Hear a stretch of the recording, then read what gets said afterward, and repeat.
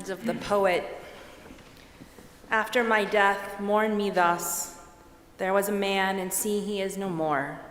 Before his time, his life was ended, and the song of his life was broken. Oh, he had one more melody, and now that melody is lost forever, lost forever.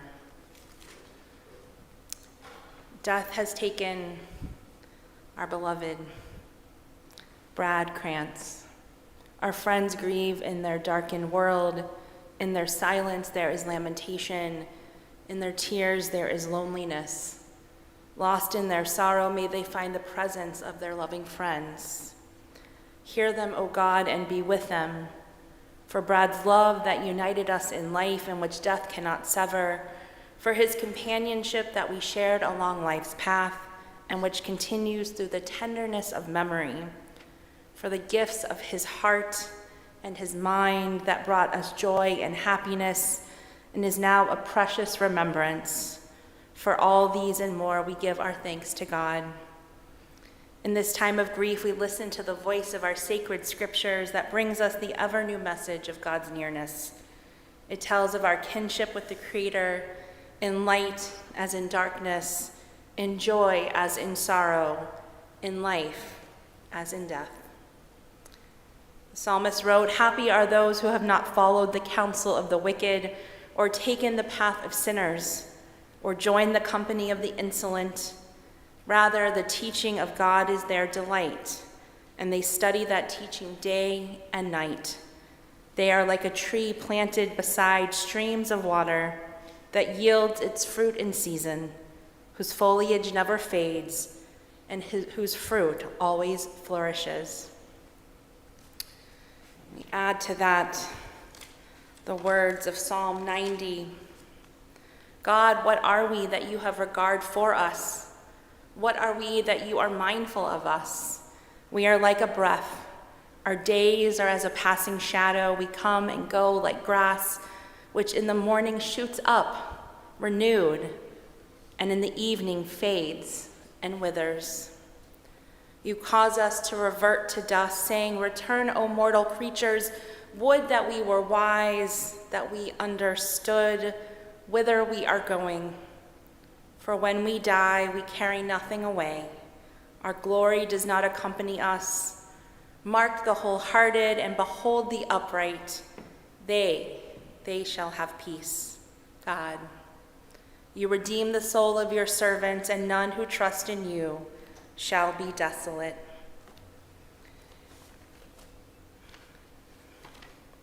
And we add to these words of the psalmist that of the 23rd Psalm. I invite you to share it with me. "The Lord is my shepherd, I shall not want. He maketh me to lie down in green pastures. He leadeth me beside the still waters. He restoreth my soul. He guideth me in straight paths for his name's sake. Yea, though I walk through the valley of the shadow of death, I will fear no evil, for thou art with me. Thy rod and thy staff, they comfort me. Thou preparest a table before me in the presence of mine enemies. Thou hast anointed my head with oil. My cup runneth over.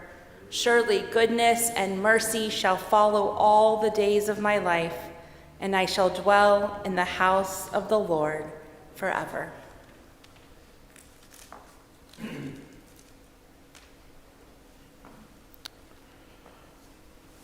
Friends, as we're here remembering Brad today, it almost seems extraneous to note how Jewish people have been masters of the spoken word for as long as anyone can remember. We see this, us Jewish people, as parallel to what is divine, what is most holy.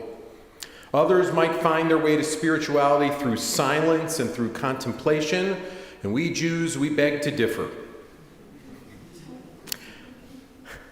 God, in our telling of the story, speaks and speaks a lot. God commands, God's first act in the story of creation is to vocalize those words. You probably said them yourself when you hit the light switch, "Let there be light." But speech isn't something that God alone has. Our earliest stories feature characters that not only talk, but talk back. Think about how God asked Cain where his brother Abel is. Cain, who has murdered his brother, done something that never before had happened, gives that unforgettable retort, "Am I my brother's keeper?" And every reader, everyone who's ever heard those words knows the real, even obvious answer to that question. Words to us humans, they are more than mere sounds. They convey meaning, seeking to make sense of the world that we inhabit. When Sodom and Gomorrah are about to be destroyed, Abraham challenges God, "Will you sweep away the innocent along with the guilty? Far be it from you, O God. Shall not the judge of all the earth also deal justly?" Even Moses, who when called by God feels inadequate to the task because words don't come easy to him, figures out the power of speaking up. He first teams up with his brother Aaron and with his sister Miriam. Moses' words are few and far between at the outset, but man, are they memorable. "Let my people go." And yet by the end of those first 5 books, Moses is never at a loss for words. The book of Deuteronomy captures Moses loquacious as ever, using speech after speech to challenge, to inspire, and to guide. So no, this morning you're not sitting through a Sunday school class, but the connection is there. No matter what you thought of Brad Krantz's opinions, you have to admit that that guy was a master of the spoken word. He was blessed with that amazing gift. He was quick, he was smart, and he had that broadcasting voice. I used to listen to him on the radio. It's been years, but I can still hear his voice. And perhaps even as you sit here now at this very tender time, you can too. It still resonates. It's still here among us. His voice resonates, and so do the ideas that he shared so freely. Brad was generous with his critiques, right? But my experience of Brad was as someone who really wanted to encourage the world, to encourage all of us, to do better, to live up to our highest potential. Just like Abraham, just like Miriam, just like Aaron, just like Moses. That was Brad Krantz. Words matter. Brad Krantz exemplified this through his 69 plus years, much of which he spent as a public voice. Words matter, which is one of the reasons that we've gathered together this morning. We've done so to pay tribute to Brad, to thank him for all that he meant in our community and in our lives. We've also gathered here to bring comfort to his family, to his friends, to each of you, to each of us. We will do so with memories, and we will do so as best and as fully as we can with our words. It's truly an honor at this time. I'm going to ask for a few people to come forward to share their thoughts and their words. We'll start each with his brothers, Mark, then Mitch. They're going to come forward to talk about their brother. And then one of Brad's daughters, Daphne, will speak and talk about her father. And then we will hear from longtime radio partners, the Aarons to his Moses, if you will, John Amberg and Brett Whitmire. They're going to share a few words about their collaborative work and their friendship. And then I'll come back and share some additional words of tribute to honor and to remember Brad. Mark, first, looking over here. And then Mitch, and then Daphne.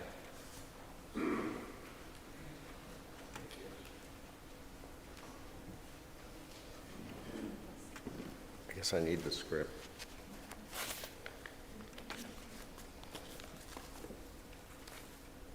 This is an aside, but I tried desperately to craft a presentation about Brad's life, and I've been unable to do it because I keep adding to it. The memories keep coming, the words keep coming, so my very well-crafted script is full of all kinds of additions, and so please bear with me as I try to decipher what I wrote, because I do want to tell you about Brad. For those of you who don't know me, I'm Mark, Brad's older brother. I can't in any way convey how painful it is to stand up here saying goodbye. It's impossible to sum up a nearly 70-year lifetime into 4 minutes. And I knew Brad, of course, almost all of those years, so I will do my best. I find comfort in knowing Brad's life was filled with love, married happily for 40 years, Jane. He raised 2 children, Daphne and Stephanie, who became beautiful, intelligent, and accomplished adults.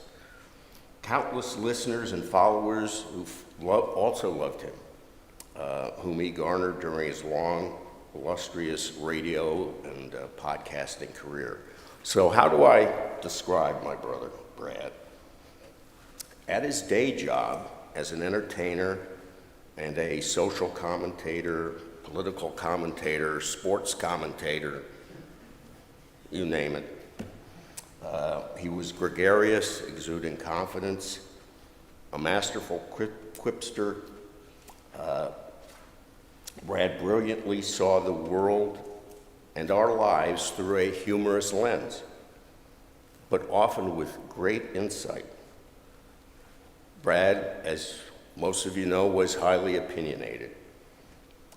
He did not suffer fools gladly, if ever, but beneath the bravado of his persona was a gentle, caring, kind, and empathetic person or soul.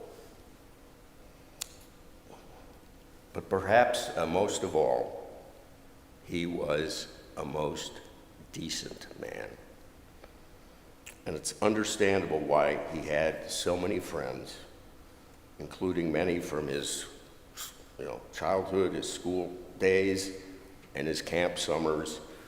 And I think my brother Mitch is going to give you perhaps a little more insight into his experiences at camp. Brad loved being an Ohio State Buckeye. Well, especially when it came to their vaunted football team. But like so many other overzealous alumni, of whom there are a few here today, Brad remained a staunch OSU supporter and partisan apologist throughout his life. No slave to fashion, Brad cultivated his unique sartorial style. I guess I don't have to say anything else. My job is done here. But I'm using, of course, the word style loosely. He was never more comfortable or more Brad than when he was wearing one of his graphic T-shirts that provided really a historical marker of his entire life's journey. I don't know when he started collecting these things, but perhaps the Smithsonian would like to, accept his collection. So how did Brad develop his unique personality and edge? It certainly started in childhood, and my memories go back to when we were living in our first home, a very modest ranch stucco house in Bexley, Ohio on Francis Avenue. Perhaps I was 10 years old or 9 years old, he might have been 6, but we just became enamored and enthralled with television. We mimicked what we saw, and we performed shows, whether we had an audience or not. And an audience would be my mother, and then she had enough, and then we just kept going. And I know, you know, it sounds familiar, like Billy Crystal has a similar origin story, which you might have heard him talk about, but he's not the only one. The other thing that came into my mind, this is one of my earliest childhood memories in that house, in the dining room, were these very thick blue drapes, went all the way floor to ceiling, and so what I would do is I would stand behind them, you know, they were closed, and then Brad would announce me, you know, and just like Bob Barker in Truth or Consequences, I would come out and start doing it, you know, to all the applause. But in a few years, both of our obsessions turned to radio. Remember, we're talking about the very early 60s up into the mid-60s, which were certainly the heyday of, you know, top 40 AM radio, and disc jockeys were very important to most kids' lives because that's where you heard the music. And, you know, some of these disc jockeys were idolized as much as the rock and roll stars whose music they were playing. So we just loved it. We just got a big kick out of imitating their, you know, the rhythmic pattern and all of the, you know, the shtick and the, you know, in the announcer, you know, tone. You know, we just had a great time. By the time Brad was in high school, we were living in Dayton, Ohio. We had a considerably larger house at that time, and he had commandeered a large bedroom, the largest bedroom in the house, which actually encompassed imagine the entire size of it was at least a 3-car garage, it might even be a 4-car, it was massive. And we built, basically he did it, you know, our own radio studio, you know, outfitted it with, you know, semi-professional reel-to-reel tape recorders, mixing thing, microphones, and the works. You know, we just had a blast. So, you know, because that just gave us more tools to work with, to play with. So really from then on, Brad was hell-bent on making it on the radio. We went through the motions of getting a college degree, but he was focused on becoming a DJ. That was it. And even during when he was school, I think it was still in school, he was trying to get on the air, and he, you know, was knocking on the doors of every station in town, and I guess he persevered to the extent, or annoyed them to the extent that they actually hired him to run to do the overnight gig on the WTVN, you know, in Columbus. And so there he was in his hometown on the radio. And from there he went on to, you know, work in radio stations, and I probably am missing some of the locations, Des Moines, New Hampshire, and then the bigger markets, Boston, New York, Washington, and finally Greensboro, where he firmly established himself as a media star for, you know, the next 3 decades. That's not all he did, because he's multi-talented. He wrote a weekly column in Greensboro's major newspaper, and then he transitioned into talk radio without missing a beat, and eventually into podcasting. And this is where he really was able to find his true calling, because he could now express himself without the constraints of a music format. He had the floor, and could, you know, was free to express his ideas. And certainly by the time he got into podcasting, anything goes. And that was the ultimate, I think. He was best working with a strong partner, and certainly like Britt and John, and they had tremendous relationships and maintained friendships well beyond what they did on the radio. I've been struck over the past few days witnessing the outpouring of condolence and remembrance messages from hundreds of his loyal listeners, maybe multiple hundreds, and fans on social media. And so if you don't mind, I'd just like to take a second or two to read a couple of these to just give you a sense of what he meant to his listeners.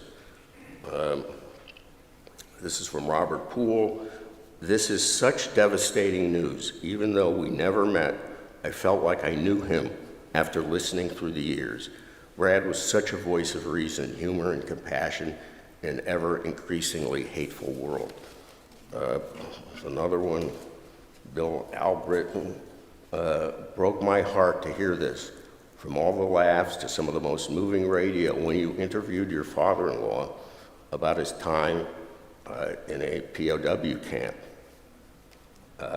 You always entertained while carrying yourself with grace. You were truly one of the great guys." There are dozens of these, hundreds of them. So what, it changed, reading all of this, I never really got it because I didn't live here. I didn't know the impact that he had. But I realize now Brad was not only excellent at his job, he was exceptional. A lot of us strive to be, to make a difference, and very few of us actually make a difference, but he did. He connected with people in a way that touched them on a very deep level, using only his voice, his intelligence, his words, and his wit. He was flat out great. And I just wish I had told him that more often. Over the past year and a half, Brad has showed unbelievable resilience and determination as he used every ounce of his being to fight this horrific disease. And Jane was there every step of the way, tirelessly supporting him, fiercely advocating on his behalf. What impressed me most was his unwavering optimism and his trademark humor. When Mitch and I saw him in the hospital a few weeks ago, which would be the last time we would see him, it also was the last day that he would ever breathe on his own. But even at that day, he was still cracking jokes, arguing with us and being Brad. So we'll never forget that.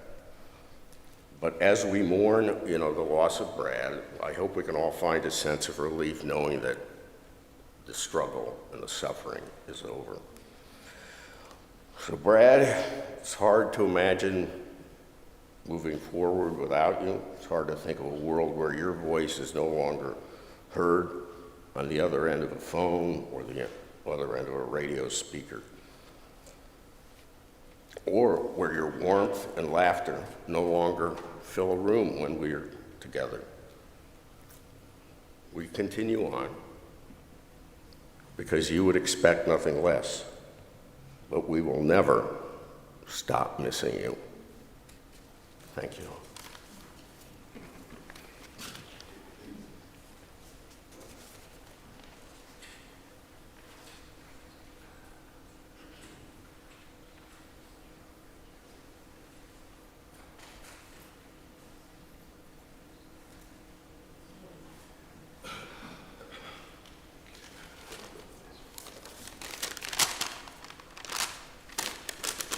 Not typed up. Old school.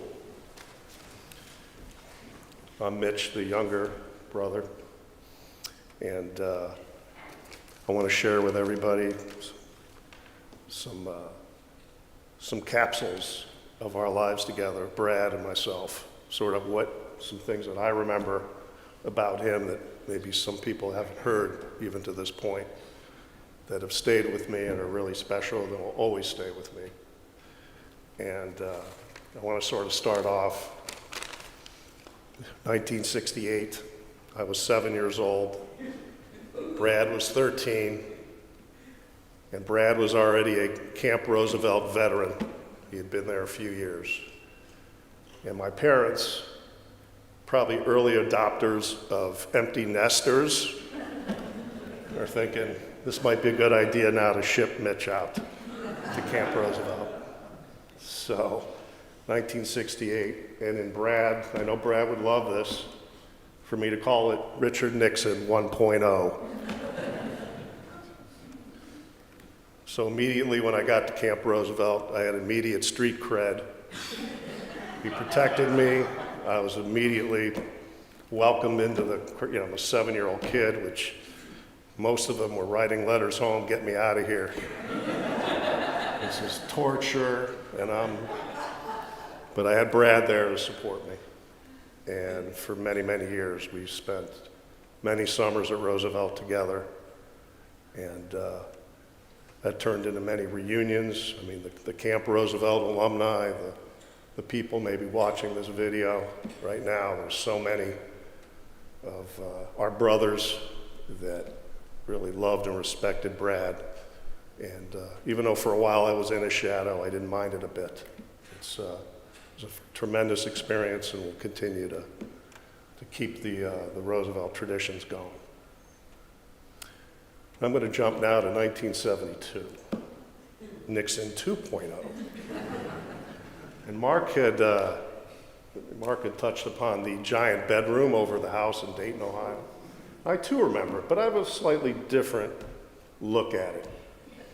Because I'm 11 years old, and I'm definitely looking up to Brad. He's got this big reel-to-reel tape system going. It was fantastic. But of course, I'm getting a little bored.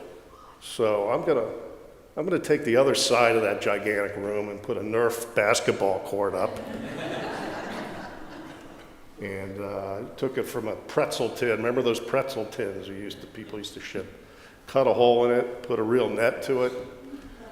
And man, we were just posterizing each other as best we could. It was just so much fun. He enjoyed it, I enjoyed it. And then we also, at that time, he helped we bought an outdoor basketball court, which was sort of the beginning of my journey into loving the game of basketball, playing the game of basketball. So we shared that in common.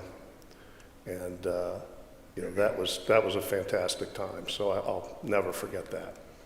I don't even know how that comes into my head, but from 1972, it will always stick with me. Going to jump ahead a little bit to 1982-83, Ronald Reagan 1.0.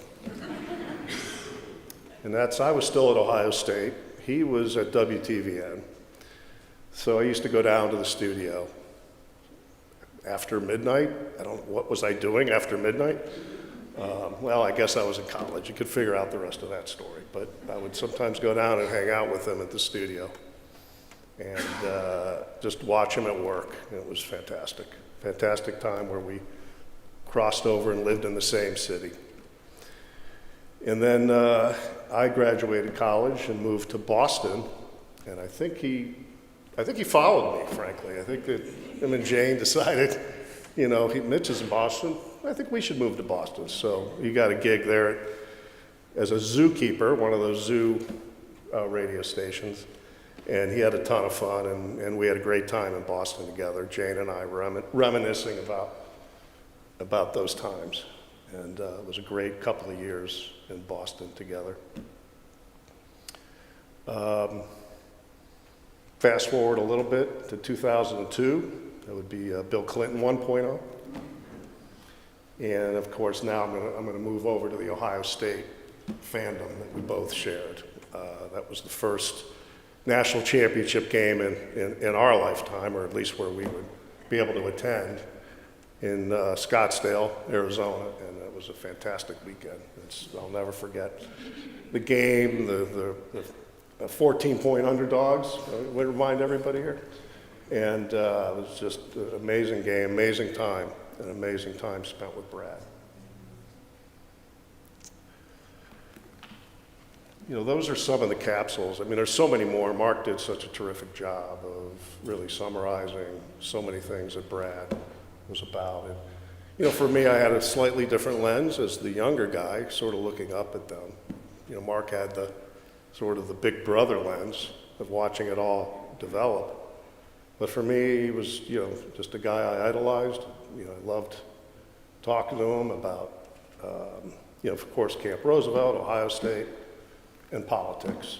I mean, it was, and I'll always miss that, but I've got to tell you, those three things are still in my life, therefore, he will always be in my life. And I'll never forget the conversations, and we're still going to have them. And Brad, there'll be a reunion for us at some point, and can't wait to see you there. Thank you.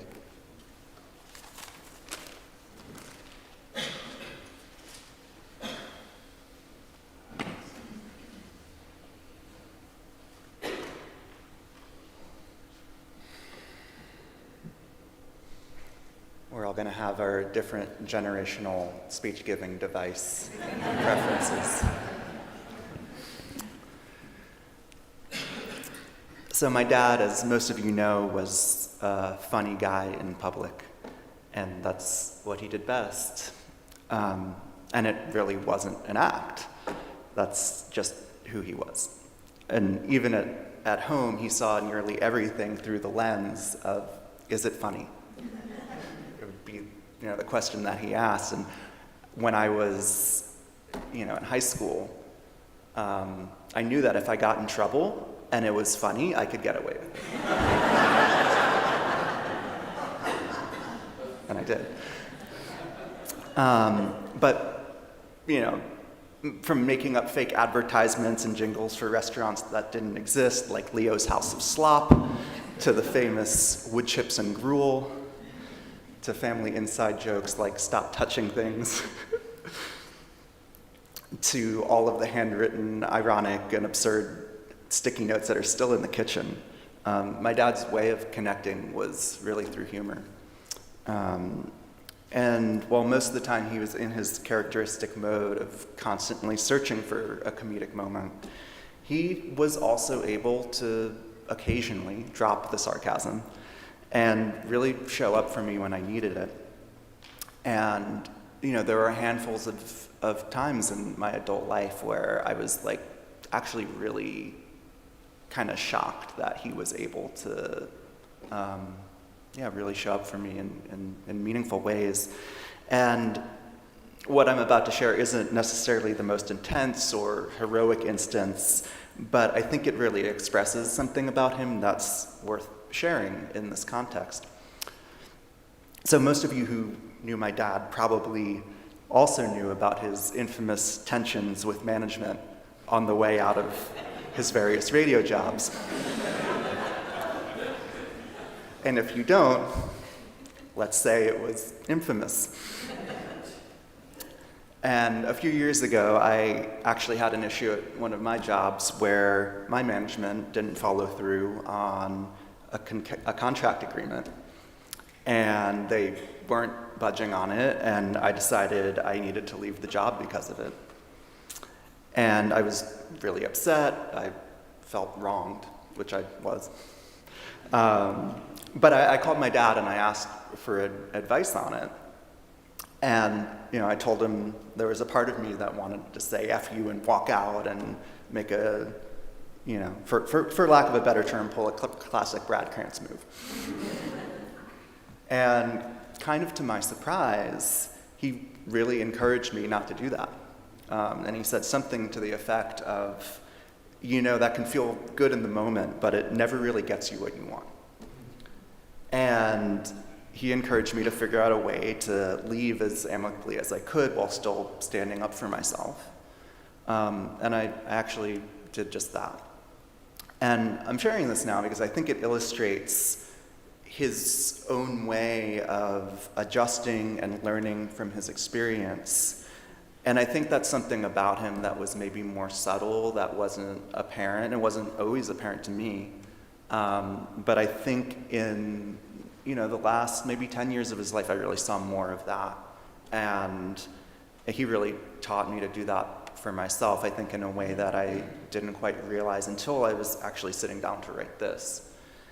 And, he taught me to learn and grow from my own experience, even if it was very different than his. And he was never prescriptive, or very rarely, never telling me what to do, but I think he showed me in a lot of ways like how to do it. And modeled that actually really well. All that being said, my dad was allergic to hypocrisy and had zero tolerance for BS, which was clear if you listened to him on the radio. But the way that translated to how he was in his private life, I think created this particular type of congruence, moral congruence, that regardless of if I agreed with him, and I didn't always agree with him, I actually came to really deeply appreciate and respect. And I remember being around 14 or 15 when I started to get into trouble, and he told me something that I'll never forget, which was, character is what you do when no one is looking. And I think he really embodied that. Even if sometimes the humor was a deflection, he was honest and real and consistent. And the politics that he argued for on the radio wasn't just a front. He really believed in basic rights for all people to live a decent and dignified life however they wanted, regardless of superficial differences. And this really got put to the test when I transitioned genders. And he supported me no matter what and trusted in the way I needed and wanted to live my life. And I think I'm sharing this from the perspective of knowing him as a dad rather than a public figure, because I think these are things that, only I and maybe my sister to some degree and my mom got to experience. But he really was able to give me the gift of my own autonomy. And he found this balance between supporting me and letting go in a way that was supportive for me because I needed a lot of letting go. And not needing me or my sister to be anything in particular. Just us being ourselves really was enough for him. And so, he'd spent the last 10 days of his life on a ventilator. And as someone who we all know was a talker, seeing him unable to speak was terrible. And I don't want to put words in his mouth, but I actually did interview him. I did like an hour interview when he first got sick, knowing that this was a possibility. Just asking him questions, like getting some things that I was curious about answers to. And one of the things that really struck me about that conversation was that he really didn't have regrets about the way he lived his life. Like, he was happy with what he prioritized, happy with what values he led with. And so even though he wasn't able to speak at the end, like, I had this certainty, and knowing that he, was happy with his life professionally, personally, and even if it was shorter than any of us would have liked, he was happy with it. And he would have loved to see people making jokes at his funeral. I don't think anything would actually give him greater pleasure. So I actually really don't know how to end this. I tried to write like 20 different ways to end it, and there's no good way to end it. Kind of like there's just no good way to end a life that's too short. But I think I just want to end it by encouraging you to share stories and jokes and, yeah, letting us intertwine humor with our heartbreak and grief. I think maybe I'll actually end it with something my mom said last night, because I think it encapsulates like our way of remembering him. And I'm sorry to embarrass you just a little bit, but there's been this dining room table that's had stuff on it for like the last maybe 10 or 15 years that I haven't seen the table, you know, in that long. And it finally got cleared off yesterday. And my mom, as we were eating dinner, goes, you know, I think dying was just a ploy to get me to clear off the table.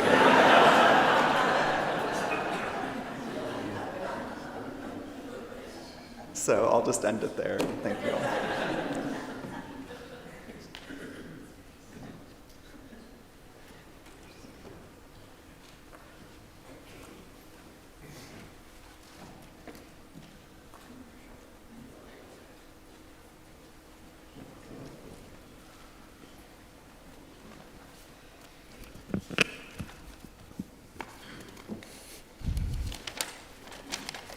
No, you go first. I love being a sidekick. It's great. You don't expect me to ad lib, do you?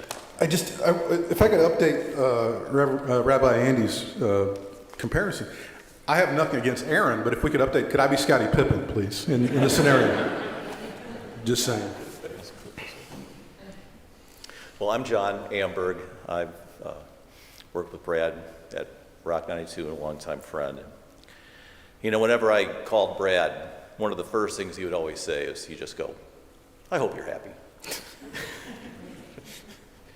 Classic Brad. I'll tell you what made me happy. I was working with Brad at Rock 92 for almost a decade and being his friend for nearly 40 years. You know, from 1987 to 1996, I had a front row seat to the best comedy club in town. You know, every morning when I got to work, the first place I went was the on-air studio, because there's always something going on.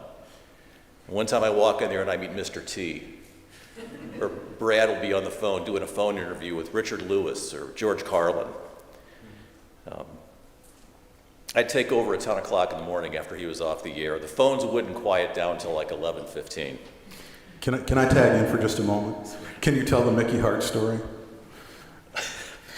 You mean the Bob Weir story? The Bob Weir story, yeah, that's it. When the Grateful Dead came to Greensboro, they were doing 2 shows, and apparently the Deadheads would show up at the concert whether they had tickets or not. I think this was 89. This was in the spring tour 89, and they would sell their wares. They had homemade wares, and I mean, God help you, you ate the food, but they had some wonderful, you could really get some bargains on some nice stuff, but yeah, they would come out of the woodwork. They show up and they wouldn't leave, and they would make a mess. Yeah. And so Bob Weir, one of the main guys of the Grateful Dead, was going to call in. And since I was the music guy, I was going to have to talk to Bob Weir. So I walk in before the phoner. I say to Brad, I said, yeah, I think Chris might have been there, or maybe it was still back in the Ralph days. But I said, yeah, Bob Weir's going to call in. What should I ask him? And Brad goes, ask him how he sleeps at night.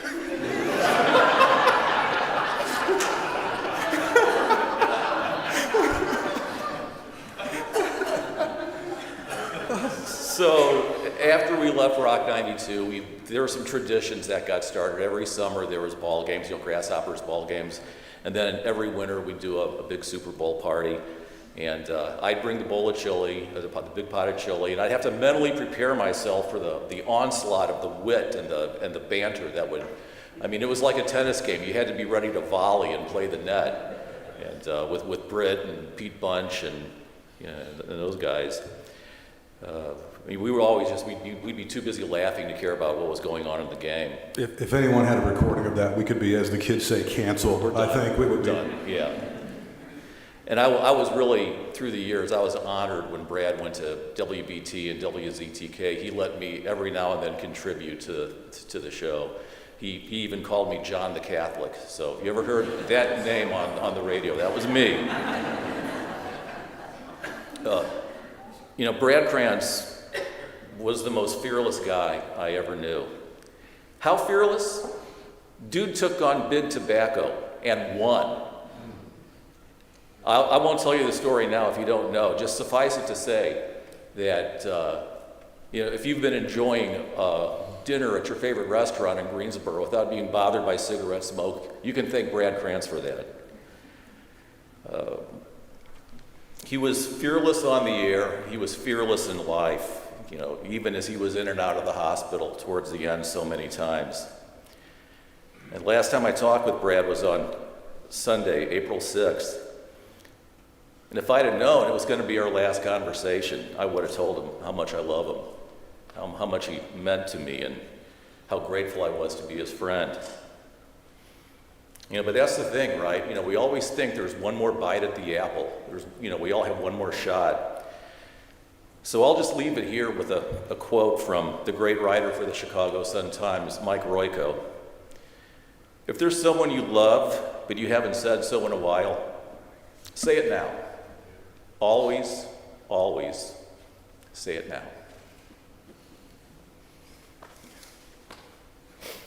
My name is Bert Whitmire, and I worked for 20 years on the radio and on podcasting with Brad, but our relationship goes back to 1989 when I was working part-time at Rock 92, and he was the big morning star that you've been hearing about. Some of you were there and experienced it in real life.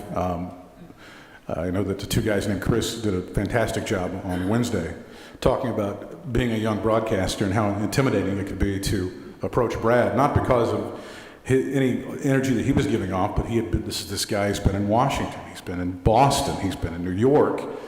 At that point in time, I'd been on a 1,000 watt AM station and that 3,000 watt toaster over at UNCG.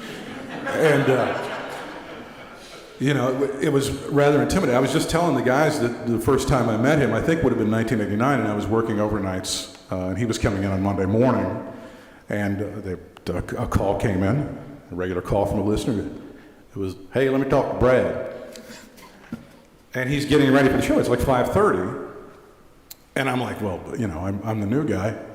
I don't know who this is. It's certainly got to be important. If I don't put him through, I'm going to be in huge trouble. What if this is a mechanic and there's a water pump issue and something just has to be done? So I put the person through, and Brad talked to him, and he came to the door a few minutes later and said, don't ever put people through to me before the show. And I said, hey, good one. He goes, no, seriously, don't ever do it. I'm going to work with that guy for 20 years. I was enjoying Rabbi Andy talking about Brad's command of the English language, and I couldn't help but note the time that I saw him absolutely wear out and blister a program director in Charlotte, and the guy completely and totally deserved it.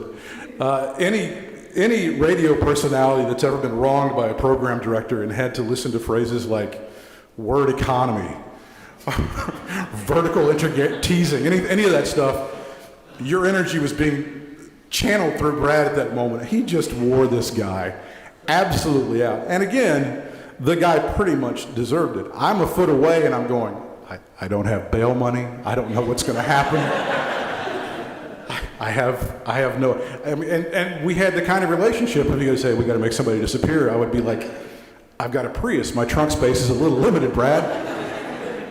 But I wouldn't have asked any questions, and we would have done it. When we were talking about his sartorial eloquence a moment ago, I would just tell him, I said, Brad, you don't have to wear the t-shirts of the stations that fired you. It really is. I don't know why you would do that, and it didn't matter to him. He didn't really care. I can tell you that when we signed on WZTK, it was July the 6th of 2004. I had been out of radio for more than a year at that time, and I had no prospects of coming back. The phone was not, as they say, ringing off the hook. And he told me, I was working at a convenience store in the mountains, and he called me one day, and he said, well, I'd met with this guy. They want to start this station, this news talk station. And they said, they want me to do mornings. And they said, Brad, do you know anybody that could work with you. And then he goes, Britt, do you know anybody? And no, he recommended me for that job. And I recall the morning of July 6, 2004, when we were signing that station on, he was so very gracious that he was pointing to me to say the first words on the new station. That was the kind of guy that he was. And I was a little too emotional to say anything. I was trying to take it all in. And that station ended up being just an amazing second chapter in my career. And then we went to Charlotte, and then we did the podcast. I think for all of the big jobs, certainly the Rock 92 run was huge. The time with Richard Spires in Charlotte was fantastic. What we did as ETK was great. Some of those little things in the middle, John will remember this very well. The short time at WKW, and the stuff that we did on the podcast, for me, was some of the best stuff that was done. And some of that stuff is out there, some of it isn't, but I was always a fan. I didn't get many awards in my broadcasting career. Let me check that. I didn't get any awards in my broadcasting career. But having the seal of approval from him it meant more to me than anything any stranger could ever give. Any Marconi Award or any of those huge awards, it didn't matter to me. I'm very honored that the family's giving me this time to say a few words. I can tell you guys that I do feel like I lost a brother. It's been a very difficult time. I've heard some fantastic tributes to him. There were 2 separate radio stations on Wednesday in 2 separate markets that were paying tribute to him, and I don't recall that ever happening when someone passes away. Both of those tributes were just amazing. And I've already talked about the 2 guys named Chris doing just a tremendous job, but Bo Thompson at WBT did just a wonderful job as well. And I thought they just did an amazing job. I hear the word legend being applied, and I think it's completely appropriate. I just would love somehow, and I'll probably have to get to work on this, I would love for the North Carolina Association of Broadcasters to put him in the Hall of Fame. I think that's something that we need to work on, and I think it's completely appropriate, and I think the influence that he's had just over the past few days is fairly obvious. I think that would be amazing. Also, when we talk about someone's legacy, Brad's legacy for a lot of us will be laughter. When we think about Brad, we're going to think about something humorous. And that's a pretty good legacy. When you think about someone, the first thing you think of is a smile or a laugh. Ultimately, your legacy is your kids, though. And I would say to this, Brad's legacy is safe. I would say to Stephanie and to Daphne, not only did your father love you, he also liked you. He was very proud of the people that you have become. I know that there is a trope that is out there. It's a bit of a cliche, and it says never meet your heroes, because they always will disappoint you. And I would say meet your heroes. You never know when they might become your best friend. Thank you, guys.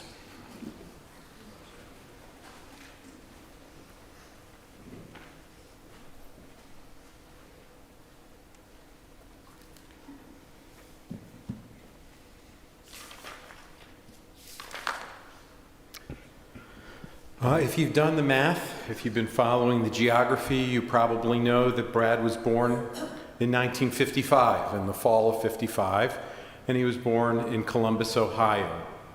The middle son of Alan Ruth Crance, younger brother to you, Mark, and older brother to you, Mitch. When you're from Columbus, Ohio, those of us who have lived there, chances are you'll wind up attending the Ohio State University, and that's exactly what Brad did. As we heard, he was a proud Buckeye through and through. High praise for Brad. Even among those who differed with his takes on politics, have poured in over the course of the week. You heard some of them. If you have yet to read the front page article from yesterday's News and Record or the obituary in today's paper, I highly encourage you to do so. Not only will you learn of his accolades, the ups and downs of his career, even revisit some of his most memorable stunts, but you also see him as the quick-witted fighter that he was, giving voice, as he always did, to how he wrestled with the serious health condition that took him and his family by surprise and would ultimately take him from us way too early. I highly endorse, those of you, by the way, Britt, you said it, I highly endorse this idea that he should be in the Broadcasting Hall of Fame. Please, whoever's got that ear, make sure that you act on that. I want to share a brief letter to the Crance family that Temple's Emeritus Rabbi, Rabbi Fred Gutman, sent to me just earlier today. I have a copy of it to give to you. It goes like this: Dear Jane, Stephanie, and Daphne, I'm so sorry to hear about the passing of Brad. I had such deep respect for him. During the many years of the 30 I was privileged to live in Greensboro, Brad was a pillar of conscience in our community. Indeed, he was a gift from God, not only to his family, but to all of us. I'll add parenthetically, thank you for sharing. Back to Rabbi Gutman. I so enjoyed listening to him. There were many times when things he said encouraged me and gave me ideas for sermons and for taking positive action.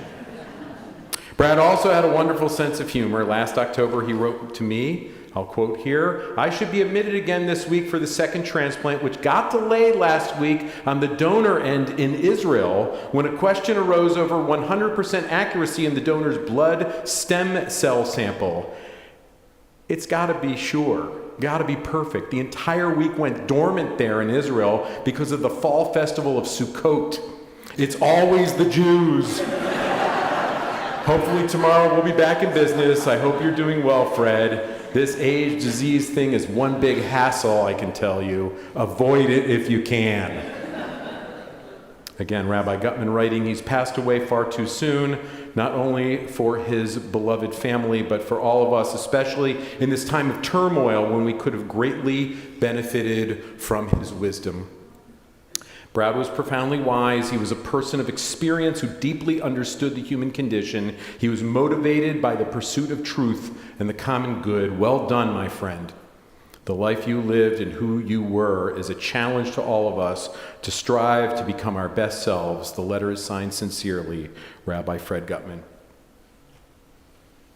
And I will admit, like so many, that over my 22 years here, I also tuned in to hear the radio shows. As a temple, we were very proud of Brad. We respected him. We would occasionally call on him to moderate political candidate forums that we hold here prior to elections. I remember Brad shining in his role during those gatherings, but I also remember him from the less formal and more personal moments here at Temple. Those times of family gatherings when I got to see him not as a public figure, but as a husband and as a dad. Daphne and Stephanie, your dad was fiercely proud of you. He may have been the originator of the cringy dad joke. By the way, everyone thinks that their dad is. But I saw him right here on those holy occasions, beaming as you took your next steps in life. He and your mom saw to your upbringing, instilling you with Jewish content because they saw the big picture. Community, friendships, and values matter. They made sure, he made sure, that you had this as an active part of your lives. He was so proud of you then, and he remained that way until he took his last breath. You, perhaps more than anyone, knew that he was more than just a man with words. As you said so beautifully, he was a man of his word. He not only spoke about community, friendships, and values, he modeled these high callings. He even said that he would want people to say at his funeral, at this sacred moment, that Brad Krantz showed up, that he was there for others. Friends, Brad Krantz showed up, and he was there for others. And you saw this time and again how you, Daphne, wanted to see Ohio State play for the national championship, and you did that together in 2002. How you, Stephanie, really wanted to go to a concert in New York, and he did that with you. He showed up for you, and he showed up for his friends. He was the driving force behind so many of those reunions that you mentioned at Camp Roosevelt, his summer home away from home. He kept up with those friends from way back when his friend Danny was sick in Atlanta. He made it a point to go there and visit him before he died. He lived and modeled what he talked about. And the one who saw this so clearly and so early was you, Jane. The story of how the two of you started off is so touching, so romantic. You knew I was going to share it. Frankly, it's the type of story that would make for a great movie. So if there's any budding, screenwriters here, please, do this. Right? Following medical school, you were in New York for the next phases of your training.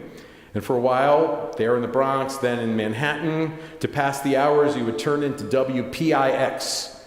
At the time, you said they were trying to appeal to women who were radio listeners. And so imagine a radio station playing nothing but love songs. That was WPIX at the time. And then they shifted. They had a new morning show, Marin and Crance. The music was gone, I guess, but Jane, you kept living. It still had the music, right? But you kept on listening, even as these guys came in. And as you did so, you felt that this one guy, Crance, he was just so funny. I mean, how could anyone be so quick? Besides, he sounded like a nice guy. And so, he may have also, in one segment or another, mentioned that he was also Jewish. So imagine that, a Jewish guy in New York. Who would have thought? Most people would not have acted on their radio crush. Jane, thank God you're not most people. So you wrote him a letter telling him that he sounded friendly and nice. You also mentioned how you would really like to meet him. Oh, and you also put in that you were a doctor. Again, this could be a rom-com. And so you sent the letter, and then you kind of forgot about it. And to your surprise, a little while later, Brad called. And believe it or not, April 1st was their first date. Can't make this up. You kept dating. A bit later, Brad was offered and accepted that radio position in Boston that you spoke about. And he asked you, Jane, to go with him there, and you said, I'll go with you if we get married. And the rest is history.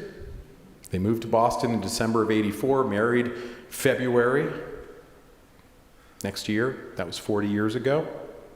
You'd come to Greensboro a few years later, and look what you did. You built a life and you built a family here. But what a great romantic story. What a life the two of you crafted together. So many knew Brad because of his voice and his words, his opinion, his humor, his satire. You knew this too, but you truly knew his heart. And he knew yours. And I love that story that you told. Even better was learning that Brad kept that letter from you, Jane. He treasured it because he treasured you.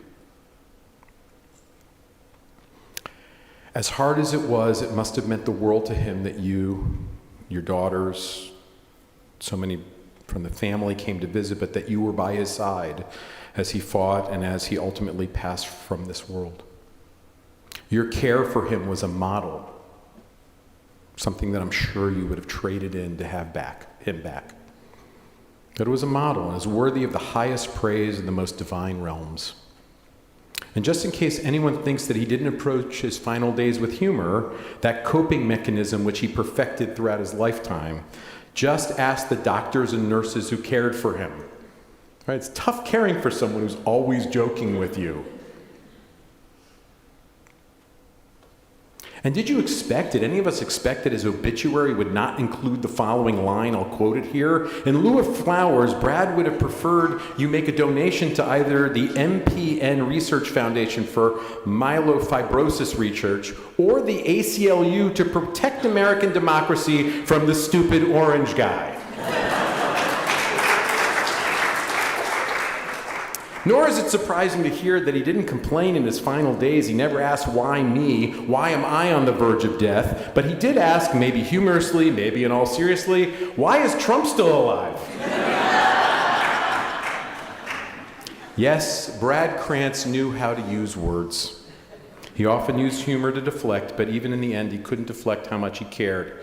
How much he cared about our country, our city, how much he cared about his friends, and how much he cared about you, his family. Brad Krantz died earlier this week on Tuesday, May the 6th. Our hearts are broken and torn. They go out, our blessings to his many friends, those who knew him closely as well as those who knew him through his words. Of course, the ones who will miss him most are his family. Our blessings are with the extended family. I'm not going to list everyone, but especially to his brother Mark, together with Susan, their son Brian, as well as his brother Mitch, together with Mandy, his two daughters, Daphne and Stephanie, and his bride of 40 years, Jane, who captured his attention and his heart with a letter and who always was the love of his life. When someone we care for dies, it's not uncommon to feel that a piece of us, those of us who live afterwards, goes with them, and I think that all can relate to that. But we also know not to end on that note, because when people die, a part of them continues on, and it does so through all of us. Perhaps that's why our ancient sages, the ancient Jewish sages, taught that if we continue to love the one we've lost, we never truly lose the one we love.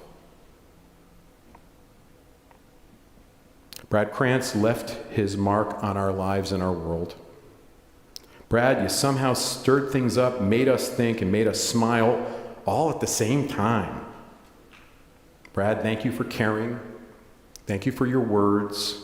This community and all of us will always remember you for a blessing.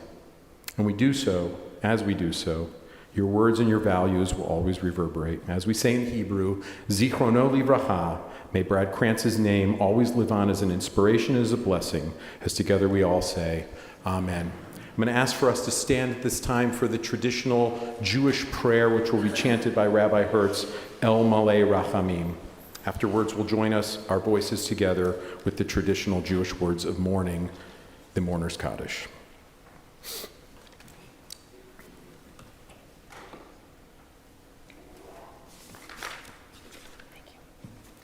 El Malei Rachamim, Shochein Bamaromim, Hamtzei Menucha Nechona, Tachat Kanfei Hashchina, Im Kedoshim Utehorim, Kezoar Harakia Mazhirim, Et Nishmat Baruch ben Alvarut, Shehalach Leolamo, Bal Harachamim Yasirehu, Beseter Kenafav Leolamim, Veitzor Bitzor Chaim Ben Nishmato, Adonai hu nachalato, v'yanuach b'shalom al mishkavo, v'nomar Amen. O compassionate God, eternal Spirit of the universe, grant perfect rest in your sheltering presence to Baruch ben Al-Varut, Bradley Ralph Crance, who has entered eternity. O God of mercy, let him find refuge in your eternal presence, and let his soul be bound up in the bond of everlasting life.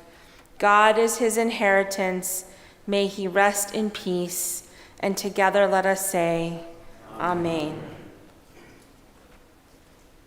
We join our voices together with the traditional Jewish words of mourning as we say together, Yitkadal v'yitkadash Shemei Rabbah, Be'alma divra chirute v'yamlich malchute, B'chayechon v'yomechon, U'chayei dechol Beit Yisrael, Ba'agalau v'zman karivim ru amen, Yehei Shmei Rabbah mevarach la'alam u'amei almaya, Yiparach v'yishtabach v'yipa'ar v'yitromam v'yitnaseh, v'yithadar v'yitaleh v'yithalal Shmei d'kudsha brichu, Leila min kol birchata v'shirata, Tushbechata v'nechemata da amiran be'alma v'imru amen. Yehi shalama rabba min shemaya v'chaim aleinu v'al kol Yisrael v'imru amen. Oseh shalom b'imromav, hu yaseh shalom aleinu v'al kol Yisrael v'imru amen. The beloved that we've remembered this morning, heading into this afternoon, Brad Krantz, has gone on to the peace of life eternal, and yet he will always live among us. Through his words, through his actions, through the ways that he touched so many hearts and so many lives. and through the good acts that he performed. May his life and memory always live on as a blessing, as together we all say, Amen. Amen. Friends, that concludes our formal memorial service today.